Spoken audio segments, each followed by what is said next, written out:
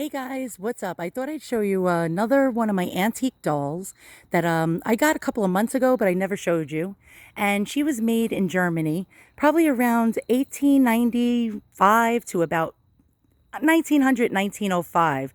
She was made by the J.D. Kestner doll company or toy factory.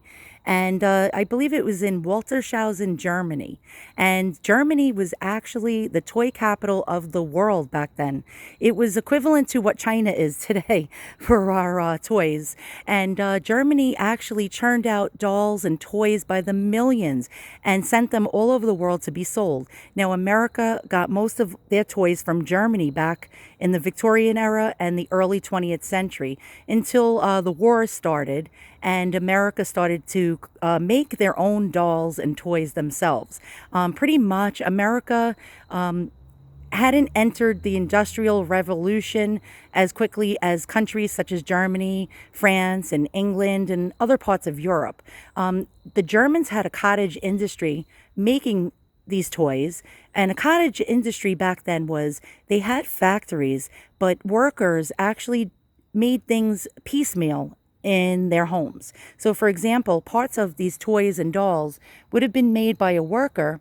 And so, one worker and their family, by the way, children would sit at their tables, and the poorer people would do this.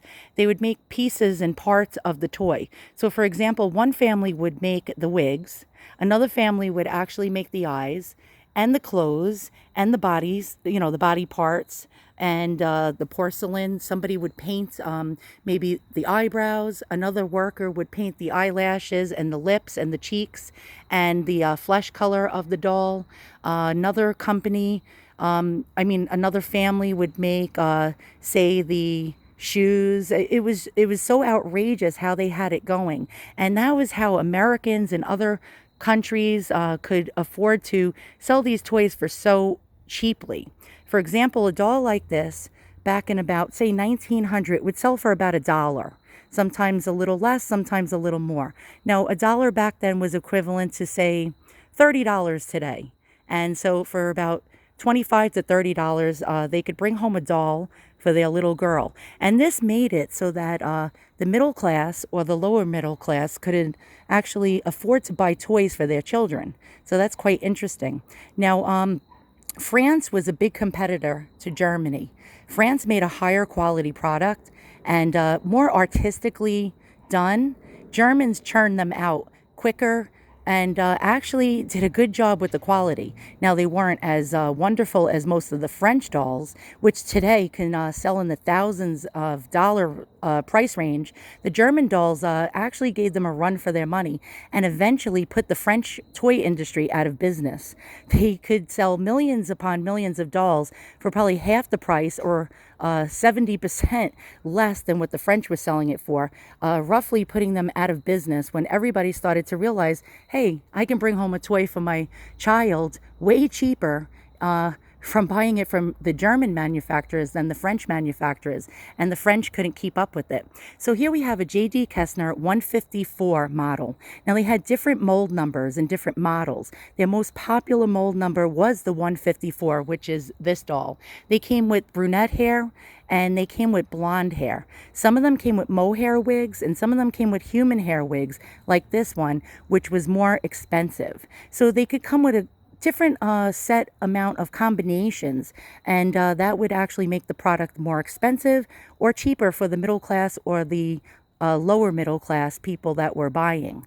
So they would come from the factory generally dressed in cotton dresses or like less expensive maybe material outfits than, say, the French.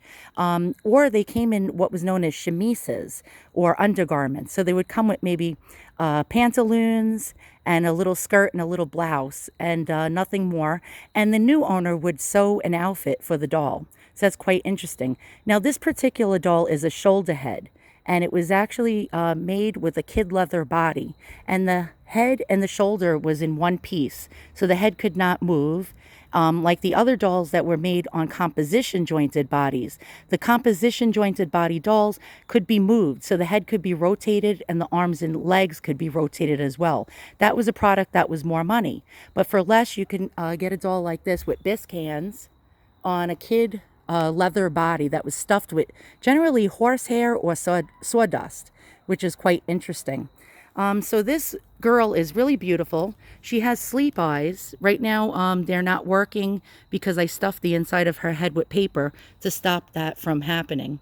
I do that with my antique dolls to protect the glass eyes because sometimes the plaster that's holding them in place disintegrates over the years and the eyes will fall out inside the head and shatter. So that's one way you can protect your antique doll's glass eyes. You would take the wig off and there would be like a little cap made out of cardboard, sometimes cork, or sometimes even plaster like the Kestner dolls. You remove that little lid and you can get inside the head. So she's a beauty. She's wearing actually an outfit that was made for her probably somewheres in the 1970s to about the 1980s. And she's quite exquisite. Now I'm going to be listing her in my Etsy shop soon. If you're interested in her, I'll eventually put a link in the description below when she is listed. If you are interested, go to my video channel's homepage. And when you go to that page, you'll see on the top right corner, it'll say My Etsy Shop. You can click on that and contact me. And you can ask me to list her for you if you'd like. I ship worldwide. So once again, guys, thanks so much for watching. And I'll see you guys all soon. So long.